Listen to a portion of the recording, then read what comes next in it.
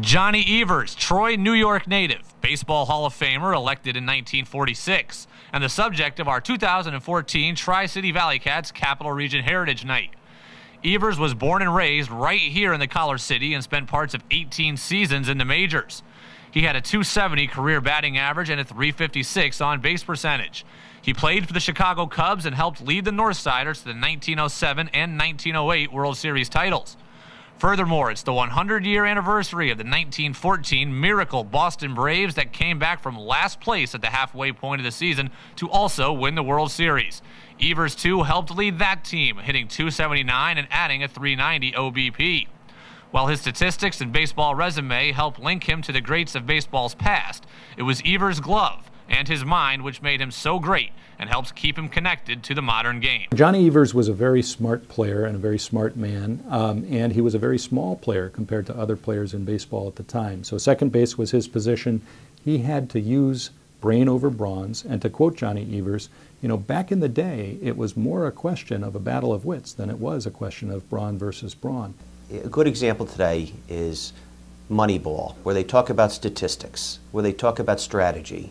He would analyze with charts the likelihood of playing a person here would be more chance to get the ball hit to you than over here. That's the shift. Every time you turn on Major League Baseball today, you see shifts. Evers knew this stuff. Evers was the perfect player for that era, and if anybody wants to know a player today to think about when they try to figure out why Johnny Evers is in the Hall of Fame and why he's so great, Johnny Evers, in my opinion, is Dustin Pedroia. There was another second baseman earlier in the 20th century named Eddie Stanky, and it was once said of Eddie Stanky, he can't run, he can't hit, he can't field, and he can't throw. All he can do is beat you. This is all from that mind of this young kid that comes out of South Troy that says, if I master the rules and can find the situations, I'm going to beat these guys. That's what started in 1902, was Evers' fierce competitiveness. These guys realizing he'll do anything to win, and he grows into probably the best baseball mind ever. He's overlooked today, but the best baseball mind ever.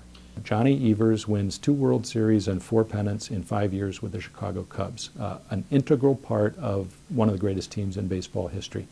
Then, after the 1913 season, he's acquired by a last-place team, the Boston Braves. They won, I think, 69 games in 1913.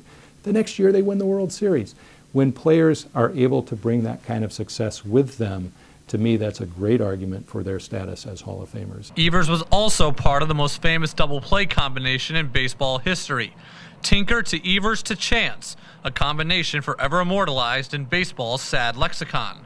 Baseball's Sad Lexicon by F.P. Adams. These are the saddest of possible words, Tinker to Evers to Chance. Trio of bear cubs and fleeter than birds, Tinker and Evers and Chance. Thoughtlessly pricking our gonfalon bubble, turning a giant hit into a double, words that are heavy with nothing but trouble, Tinker to Evers to Chance.